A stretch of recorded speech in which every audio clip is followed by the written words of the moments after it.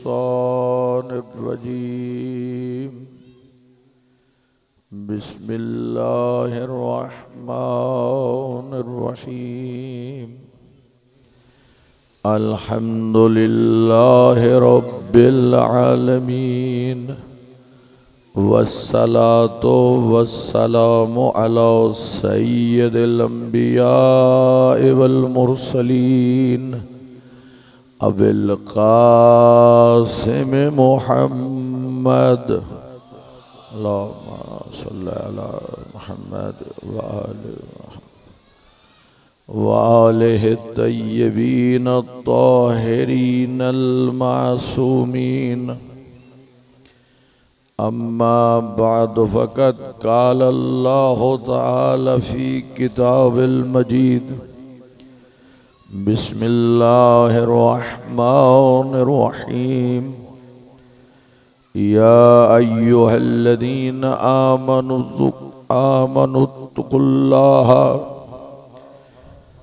या अय्युहल्लज़ीना आमनुत्तक़ुल्लाह वल तंज़ुर नफ्सुम मा क़द्दमत लिग़दिन वत्तक़ुल्लाह इन्नल्लाह ख़बीरुम बिमा तअमलून। सलवात।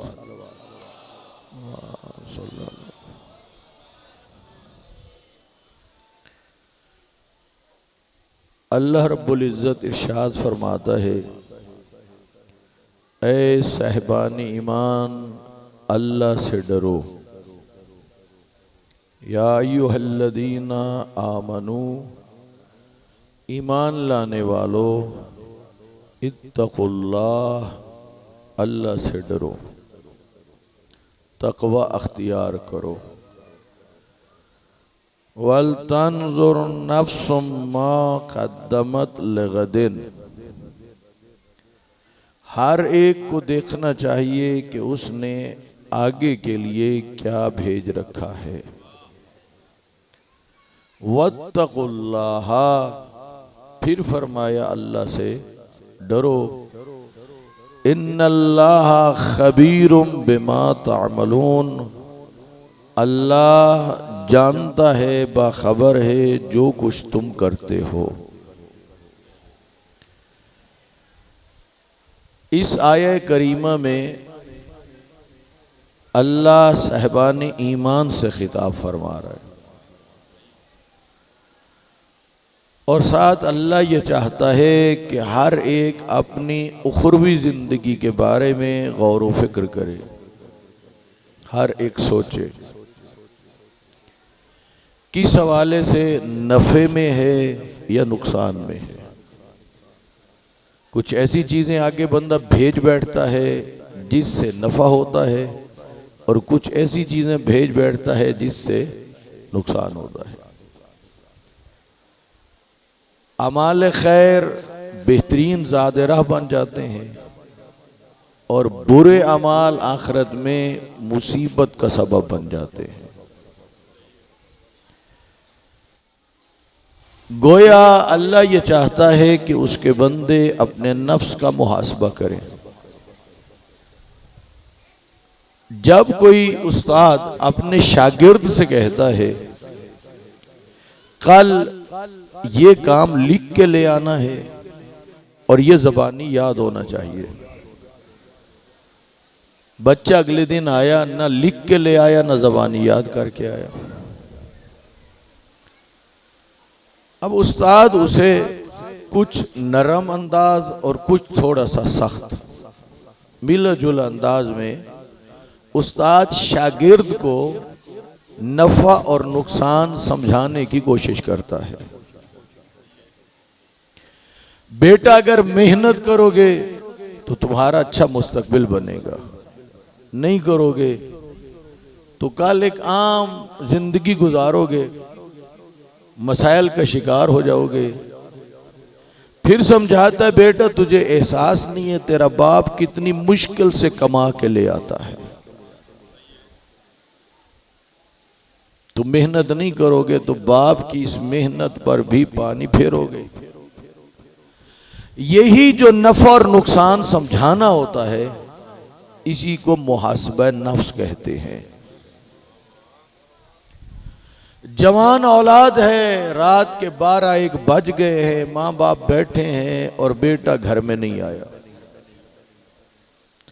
जब आता है तो माँ बाप आहिस्ता आहिस्ता समझाते हैं, बेटा ख्याल कर आधी आधी रात तक कहाँ रहता है, तेरी सोसाइटी कैसी है, तेरी सोहबत किन के साथ है, कहीं ऐसा ना हो किसी ऐसी मुसीबत में पड़ जाएं जो थोड़ी बहुत इज्जत है वो भी जाती रहे। ये जो नफर नुकसान वालिदैन समझा रहे हैं, इसको कहते हैं मुहासबे नफ्स। कभी बड़ा भाई छोटे भाई को समझाता है, कभी बुजुर्ग अपने से कम उम्र को समझाता है, लेकिन उस्ताद से अगर गलती हो अदब इजाजत नहीं देता कि शागिर्द नफा नुकसान समझाए। औलाद वालिदैन को समझाएं, अदब इस चीज की इजाजत नहीं देता।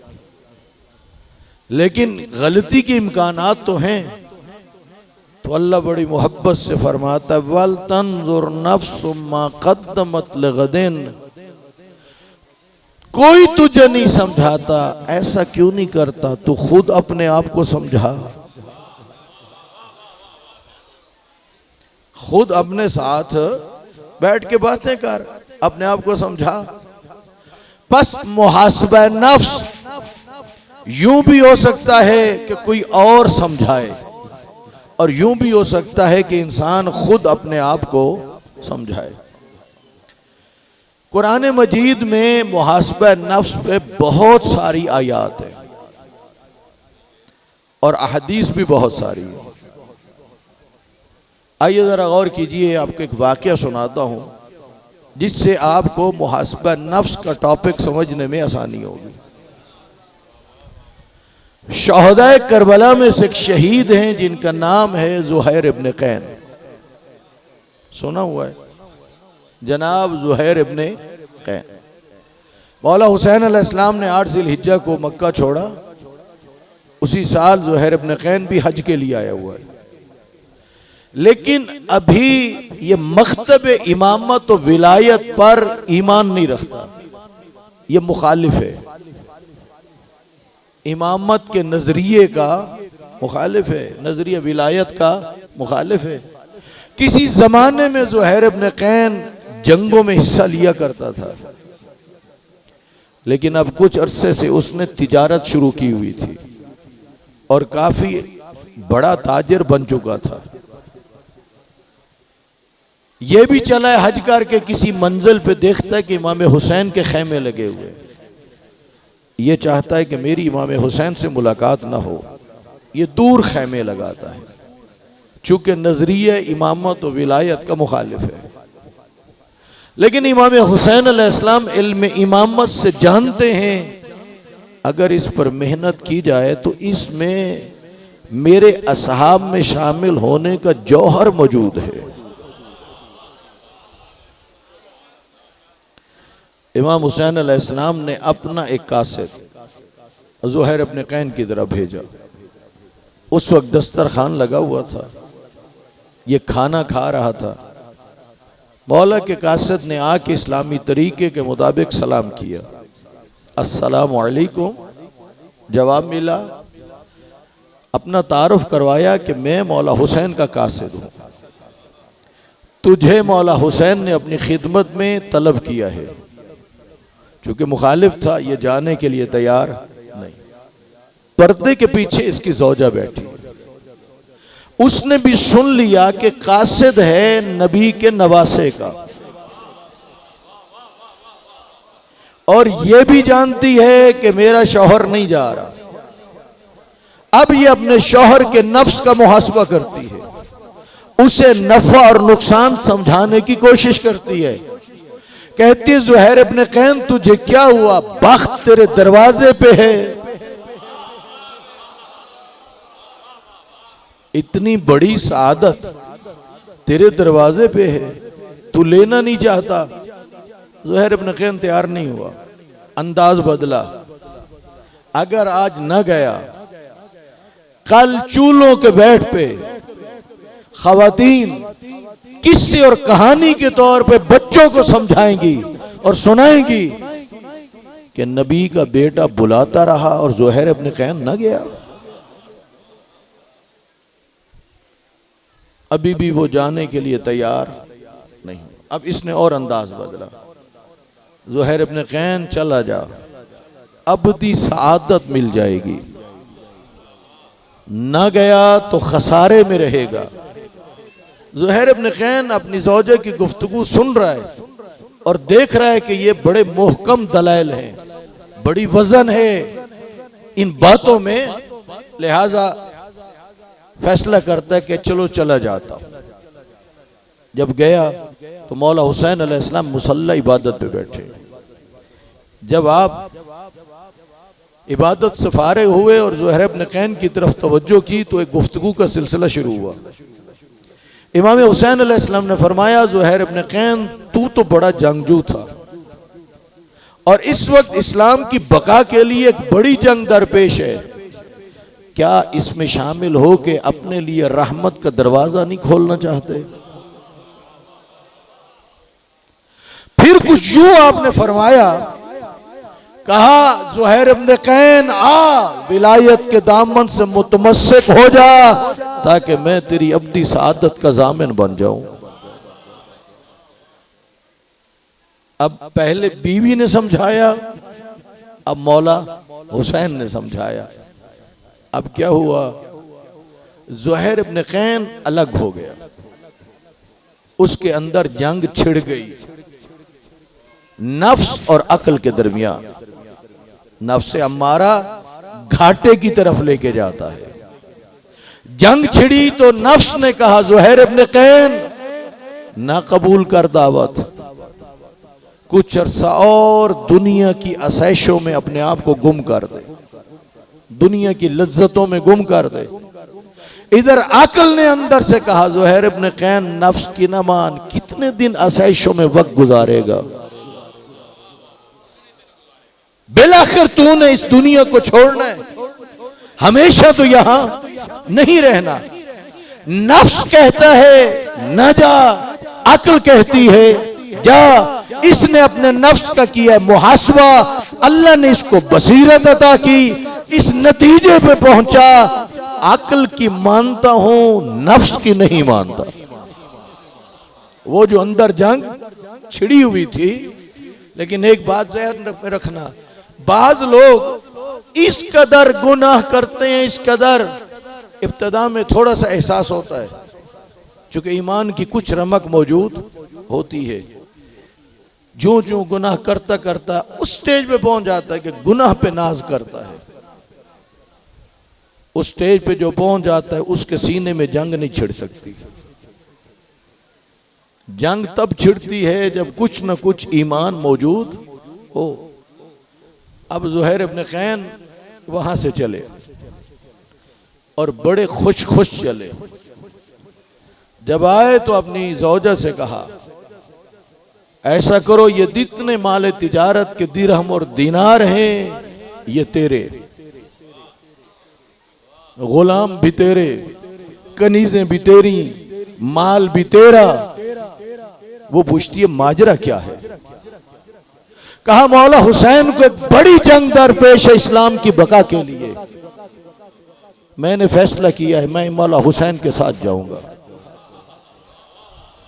मौला ने बतलाया है जिंदा नहीं रहेगा, इसलिए सब कुछ तुझे दे रहा हूं और तू घर की तरफ जा।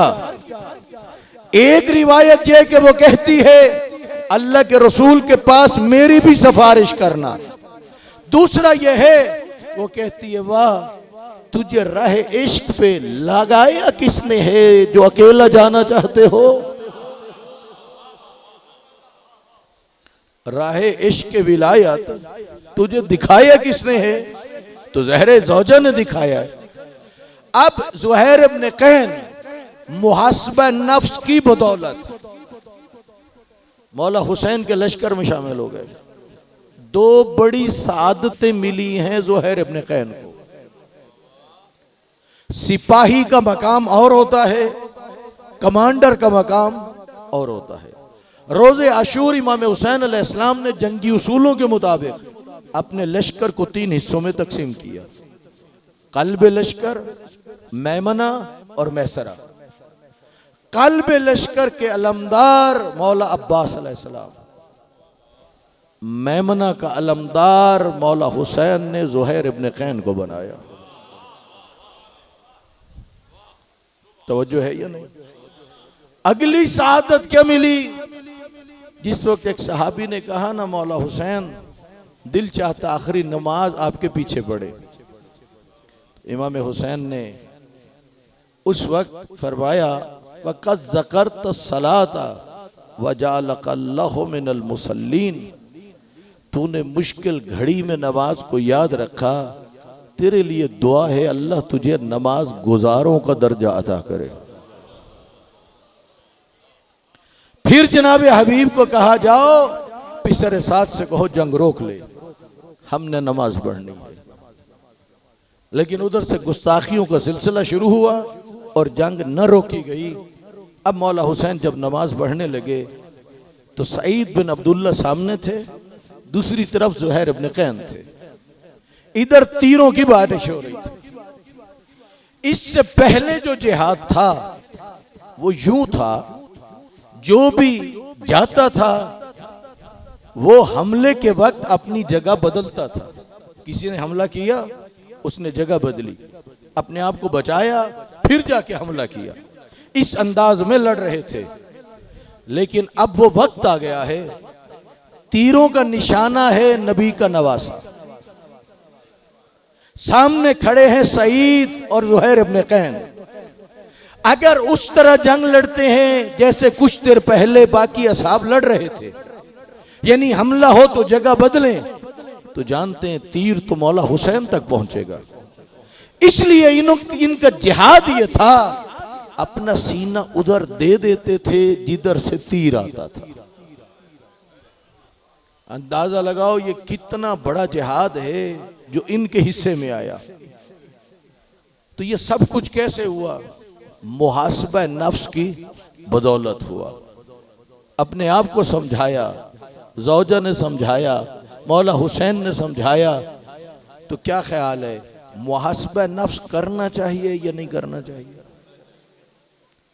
इमाम अली अलैहिस्सलाम ने इरशाद फरमाया, अमूमन ये होता है मेरी नेकी हो ना इतनी सी और मेरे शरीक की नेकी हो जामपुर जितनी, मुझे अपनी फिर भी बड़ी नजर आएगी और गैर की इतनी सी भी नजर। क्या ख्याल है, यही कुछ होता या नहीं होता? जी, अपना जुर्म बड़ा हो नजर ही नहीं आता, शरीक का छोटा सा हो बड़ा नजर आता है। मौला अली अलैहिस्सलाम फरमाते हैं, मन हासब नफ्सहु वाकफा अला अयूबिही, जो अपने नफ्स का मुहासबा करेगा अल्लाह के लुत्फ से वो अपने ऐबों से वाकिफ हो जाएगा। यानी अभी तक वो अपना ऐब नहीं समझ रहा, लेकिन नफ्स का मुहासबा करेगा, मुतवज्जे होगा वाकई मेरे अंदर क्या है, ये ऐब है। जब उसका दिल और दिमाग मान जाएगा कि ऐब है, फिर मौला ने फरमाया व अस्लहा नफ्सहु, अब वो फिक्रमंद होगा कि मैं अपने नफ्स की इस्लाह करूं, जो गलती है उससे अलग हो जाऊं। हजरत इमाम मूसा काज़िम अलैहिस्सलाम ने इरशाद फरमाया, मन लम युहासिब नफ्सहु फी कुल्ल यौमिन, तवज्जो है अब हजरात की, जो हर रोज अपने नफ्स का मुहासबा न करे, फलैसा मिन्ना, वो हम में से नहीं। इसका मतलब है कि हर रोज अपने नफ्स का मुहासबा करना पड़ेगा।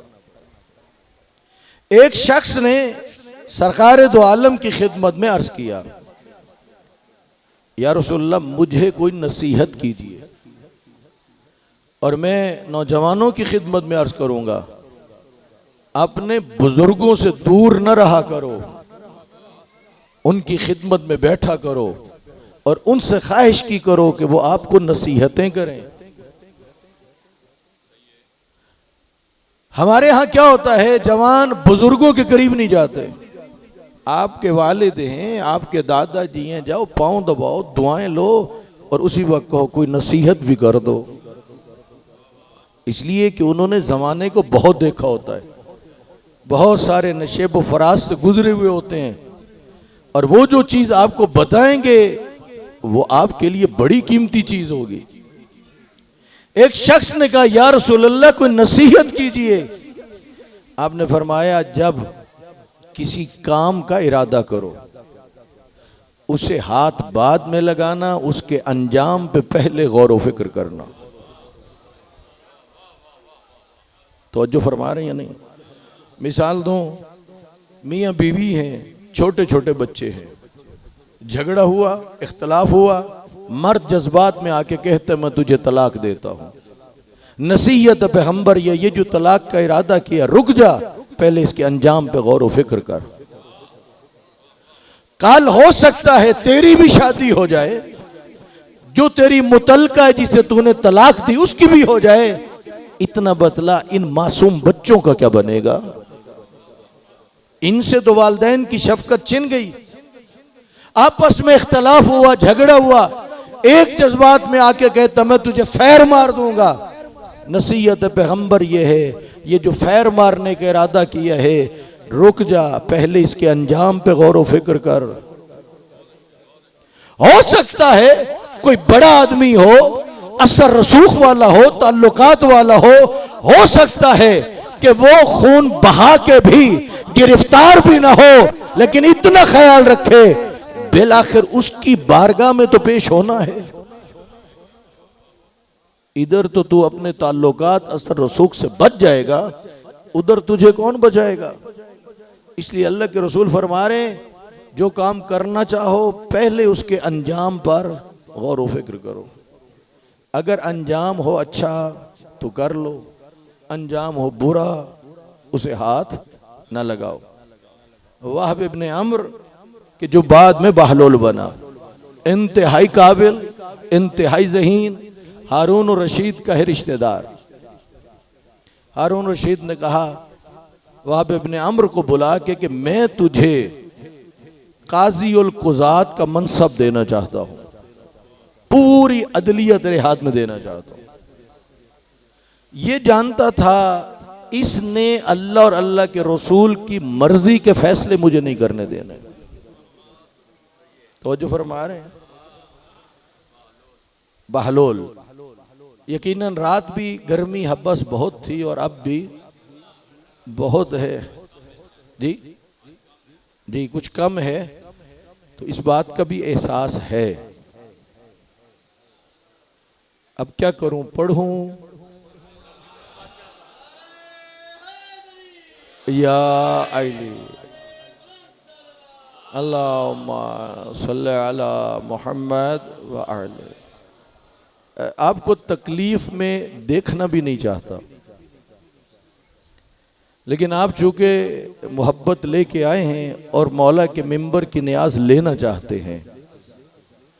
हारून रशीद ने कहा वाहब इब्ने अम्र को, मैं तुझे काजी उल कुज़ात बनाना चाहता हूँ। ये जानता है कि फैसले करवाएगा अपनी मर्जी के। इसने कहा हुजूर मैं इस मनसब के लायक नहीं हूँ। बादशाहों का मिजाज ये होता है वो ना नहीं सुन सकते। तो जो फरमा रहे हैं उन्हें हाँ चाहिए, और बहलोल क्या कर रहा है? ना, मैं इस मनसब के लायक नहीं हूं। वो गुस्से में कहता है तू झूठ बोलता है। डरता नहीं था, कहता तेरी बात मान लेता हूं, जब मैं हूं ही झूठा फिर झूठे शख्स को मनसब कज़ावत पे क्यों बिठाते हो?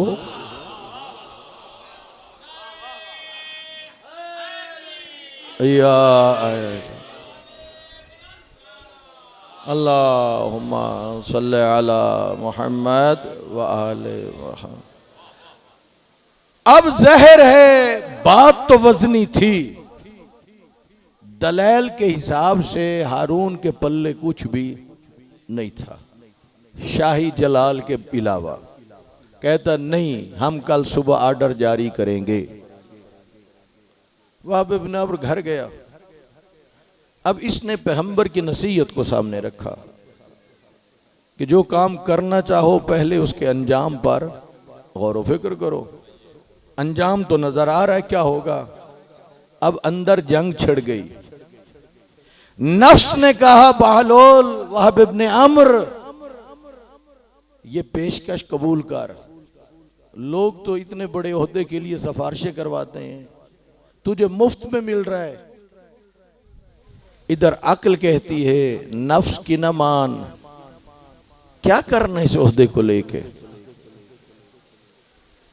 बिल आखिर वहब इब्ने अम्र इस नतीजे पे पहुंचा चूंकि इस काम का अंजाम खैर नहीं, लिहाजा मैं इस मनसब को कबूल नहीं करता। अब ऐसा क्या किया जाए बच भी जाऊं और मनसब भी कबूल न करूं। ये इस नतीजे पे पहुंचा कि अब मुझे दीवानगी का रंग अख्तियार करना चाहिए। फटे पुराने कपड़े पहन लिए, गले में रस्सियां डाल ली, एक डंडा हाथ में ले लिया, बहर गली में निकला, कभी इधर दौड़े और कभी उधर, और कहे उस लकड़ी के दस्ते को कहे चल मेरा घोड़ा। मोहल्ले के बच्चों को क्या चाहिए, वो पीछे लग गए, एक तमाशा बन गया। जितना कोई नामी गिरामी होता है उसकी खबरें भी उतनी तेजी से फैलती हैं। अब कोई ऐसी बैठक नहीं, कोई ऐसी दुकान नहीं जहां पर वहाब इब्ने अम्र का जिक्र ना हो रहा हो।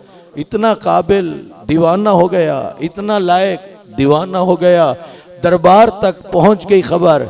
एक शख्स ने हारून रशीद को कहा वो जिसे आप इतना बड़ा ओहदा देना चाहते थे वो तो पागल हो गया है। उसने कहा नहीं, तुझे खबर ही नहीं है, पागल नहीं हुआ, वो आखिरत का सौदा नहीं करना चाहता।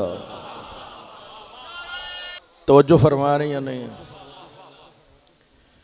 तो नसीहत पर अमल किया और उस ओहदे को कबूल न किया। आइए देखिए मुहासबा नफ्स अल्लाह की कितनी बड़ी नेमत है।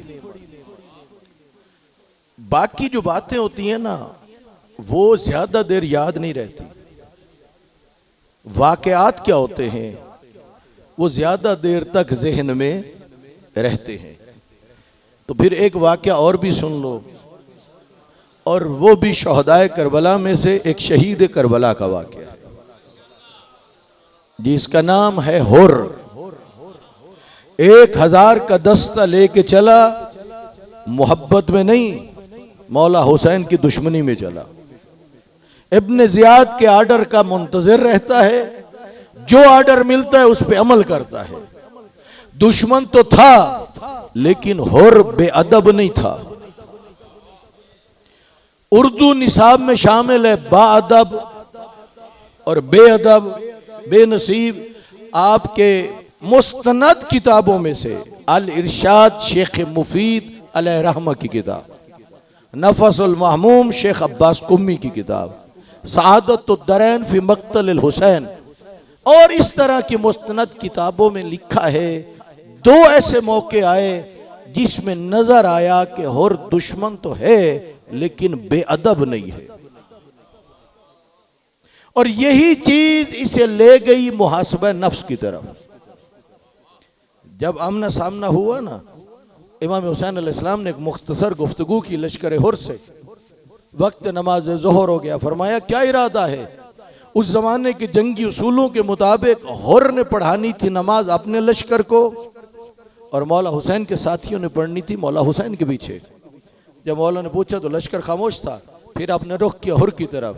हुर क्या इरादा है। हुर जमात अपने लश्कर को करवा सकता था।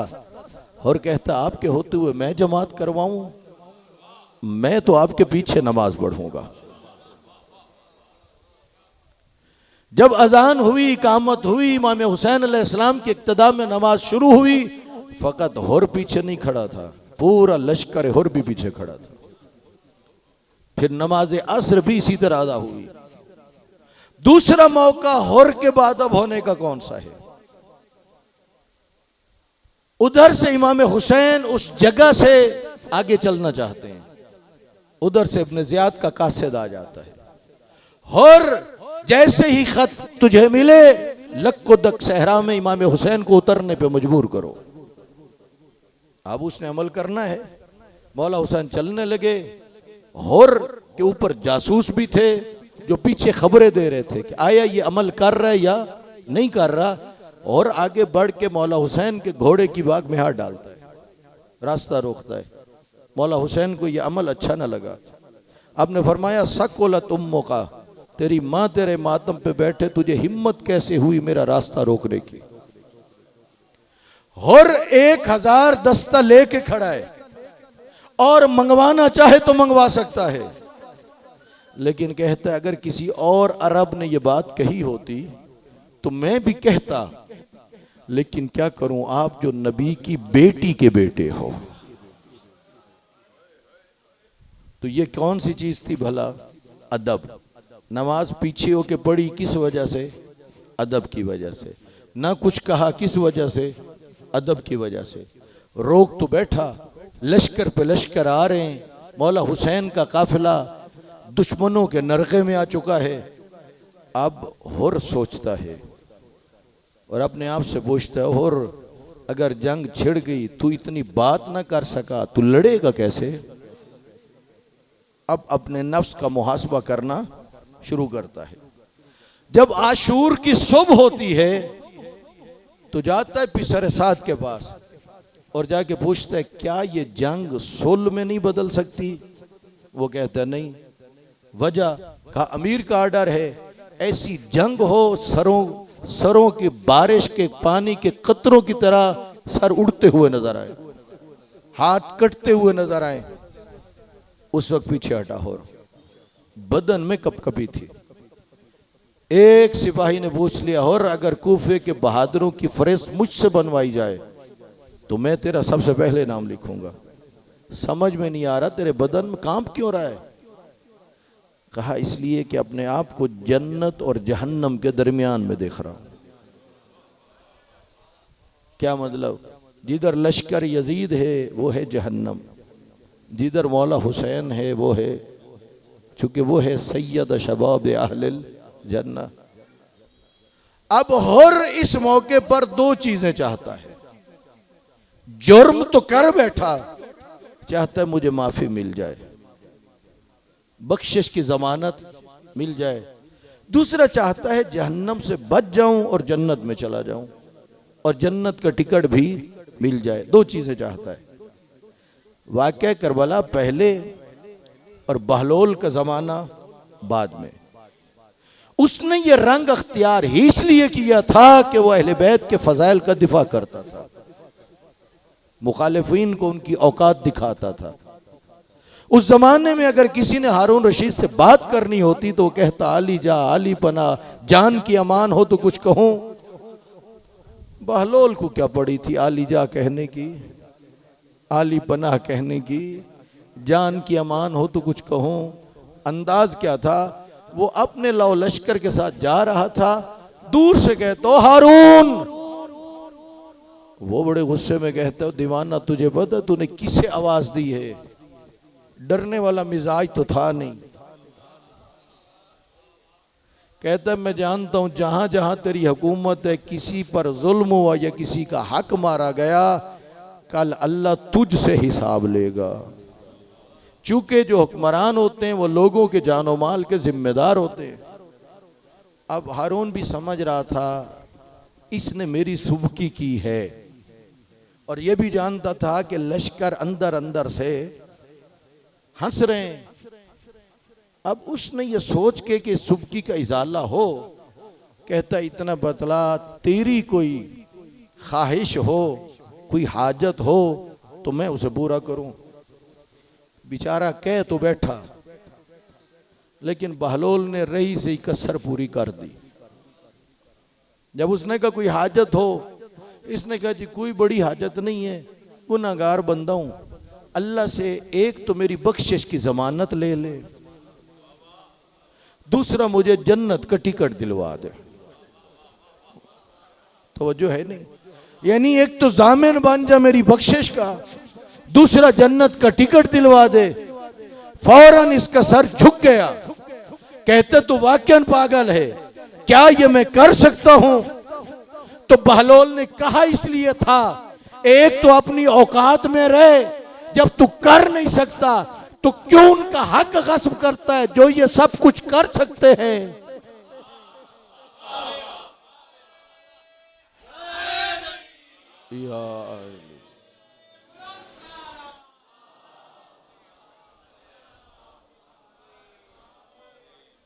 तवज्जो फरमा रहे हैं। फिर क्यों नहीं छोड़ता, देना उन्हीं को कि जो गुनाहों की बख्शिश के ज़ामिन भी बन सकते हैं, जन्नत का टिकट भी दिलवा सकते हैं। अब जरा गौर कीजिए, यहां पर जनाब हुर दो चीजें चाहते हैं, एक बख्शिश की जमानत मिल जाए, दूसरा जन्नत का टिकट मिल जाए। जनाब हुर ने जो अपने नफ्स का मुहासबा किया उसका फायदा क्या हुआ, और लश्कर यजीद ने जो न किया उसका नुकसान क्या हुआ। हुर भी तो वहीं था, वहीं से इधर आया है। मामला कुछ यूं था, रय की हुकूमत की पेशकश थी उमर इब्न साद के लिए, किसी के लिए दिरहम और दीनार। ये वादे थे जिंदगी के दौरान, मरने से पहले पहले।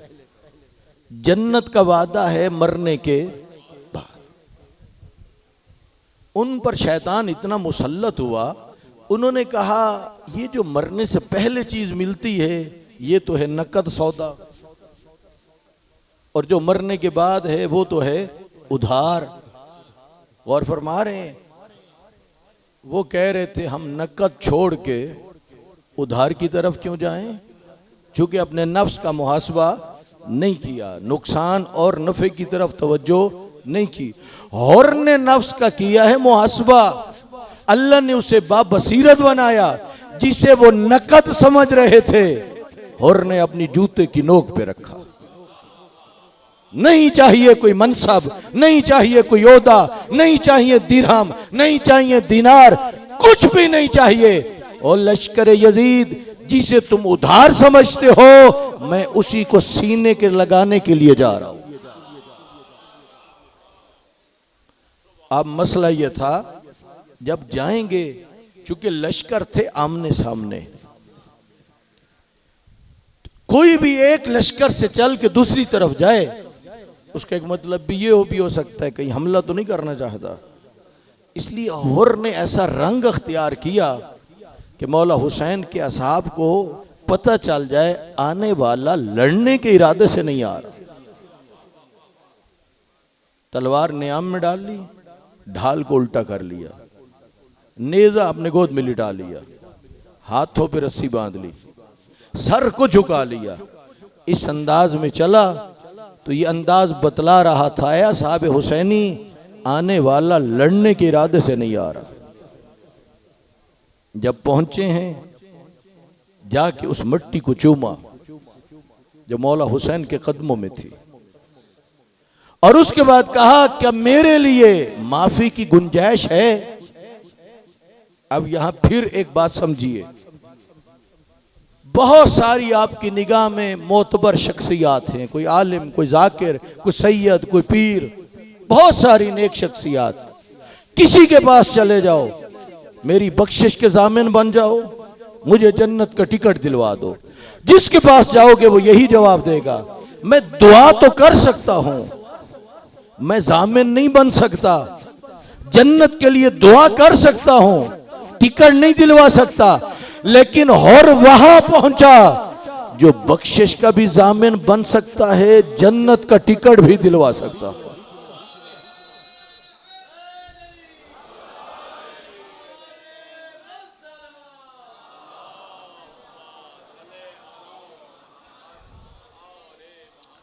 तवज्जो फरमा रहे हैं या नहीं? अब इतना बतलाइए, ये जो हुर को इतना बड़ा फायदा हुआ वो किसकी बदौलत हुआ? मुहासबे नफ्स की बदौलत। यानी अपने आप को बंदा पूछे, आया मैं नफे में जा रहा हूं या मैं नुकसान में जा रहा हूं। हुर को दोनों चीजें मिल गई। तवज्जो है या नहीं? हुर को दोनों चीजें, आज चंद किलोमीटर के फासले पे हुर की कब्र है। वो कौन सा ज़ायर हुसैनी है? मौला हुसैन का ज़ायर जो करबला जाए और हुर की कब्र पे न जाए। दुश्मन था और अब क्या बन गया? दोस्त।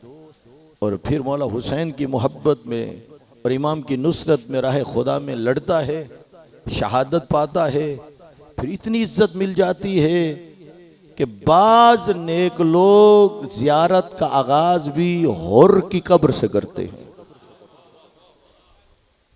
लेकिन ये सब कुछ किस वजह से मिला? मुहासबे नफ्स की वजह से। इसलिए आप और मुझे भी चाहिए कि हम भी अपना हिसाब व किताब करें, अपने आप से पूछें, कोई हकूकुल्लाह में से कोई हक तो हमारी गर्दन पे नहीं है, कोई हकूकुल इबाद में से तो नहीं है। ये जो फर्श अज़ा बिछाते हो ये आसानी से नहीं बिछता। एक मजलिस का एहतमाम करना आसान नहीं, और पूरे अशरे का एहतमाम करना कितना मुश्किल है। इस बात की तो अल्लाह के रसूल शाबाश देंगे।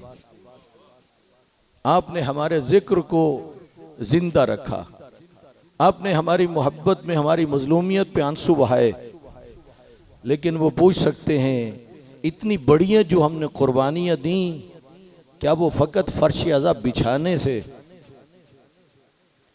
पूरी हो जाएंगी? पूछ लेंगे बेनमाजी से, तुझे क्या पता नमाज को बचाने पे हमारा खर्च कितना हुआ था? वो जिसने ज़कात को अहमियत न दी, पूछ लेंगे तुझे क्या पता मेरा कितना खर्चा हुआ था? इसलिए ये सब कुछ हुआ है किस लिए? अल्लाह की दीन की खातिर। अल्लाह की दीन के हर हुक्म को अहमियत देनी चाहिए। मालूम है वो वक्त कितना अजीब था। शब आशूर, जब मौला हुसैन ने अपने असहाब का इम्तिहान लिया, चराग बुझा दिया गया, जो जाना चाहता है वो चला जाए, इन्हें तुम्हारे साथ नहीं है, इन्हें मेरे साथ दुश्मनी है। जब चराग रोशन हुआ तो कोई न गया। उस वक्त मौला हुसैन ने उन्हें जन्नत में मकामात दिखाए और फिर उन्हें शहादत की बशारत दी। जब दे चुके तो करीब बैठा है इमाम हसन का यतीम, आके करता है सवाल, मौला क्या वो जिन्होंने कल शहीद होना है उनमें मैं भी हूं? अज़ादारो आओ, समझ गए हो मैं किसके मसाइब पढ़ने जा रहा हूं। गर्मी है, शिद्दत है, हबस है, ज्यादा देर नहीं पढ़ूंगा, लेकिन आओ चंद मिनट मिल के उस मजलूम के गम में आंसू बहा लें जिसकी उम्र कोई 13 साल है और जानिसारी का जज्बा इतना ज्यादा है कि पूछ रहे हैं, चचा क्या उन शहदा में मेरा भी नाम है?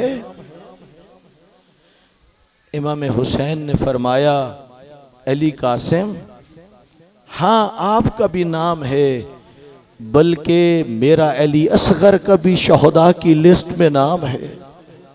एक मर्तबा अली कासिम ने तड़प के कहा, मौला क्या वो खैमों में पहुंच जाएंगे? फिर इमाम ने यहां पर बतलाया कि नहीं, मैं जाऊंगा, अली असगर को हाथों पे उठाऊंगा, फौज अशकिया से कहूंगा इस बच्चे का क्या जुर्म है, इसे तो पानी दे दो। पूरी तफसील से बताया कि अली कासिम इस तरह अली असगर भी शहीद हो जाएगा। हर माँ अपने बच्चे को समझा रही थी, आशूर की सुबह हो तो सबसे पहले अपनी जान मौला हुसैन पे कुर्बान करना। यही बात अली कासिम की माँ भी समझा रही थी। यही वजह है कि जब आशूर का रोज हुआ, यही शहजादा अपने चचा के पास आया, कभी हाथों को चूमता है, कभी पाँव के बोसे लेता है, और रो रो के कहता है, चचा मुझे इजाजत दो, मैं आपके दुश्मनों से लड़ना चाहता हूं। मौला हुसैन तहम्मुल फरमाते हैं, इजाजत नहीं दे रहे, बार बार मिन्नतें हो रही हैं, मौला हुसैन इजाजत नहीं दे रहे। बाज रिवायतों में मिलता है अपनी मां के पास गया शहजादा, अम्मा मुझे इजाजत नहीं मिल रही। एक तावीज था, कहा मेरा लाल ये तावीज तेरे बाबा का है, अपने चचा हुसैन को जाके दो। उसके ऊपर लिखा हुआ था, भाई हुसैन मैं तो करबला में नहीं होऊंगा, मेरी तरफ से मेरी जगह पर अली कासिम को कबूल कर लेना, अजरुकुम अल्लाह। पास अब क्या सूरत हाल है, बार बार मिन्नतें कर रहे शहजादा। इमाम हुसैन ने उसे गले से लगा लिया, बहुत रोते रहे खुद मौला और अली कासिम भी।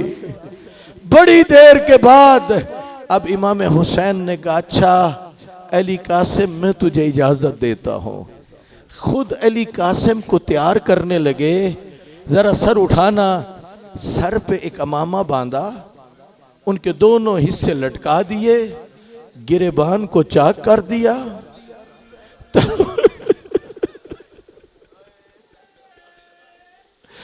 तलवार हवेल करके चला है खैमों से अली कासिम। हमीद इब्न मुस्लिम कहता है, मैं क्या देखता हूं, एक चांद खैमों से तुलू होता है, जिनके पांव में नालैन मौजूद थे, मगर एक जूते के तस्मे टूटे हुए थे।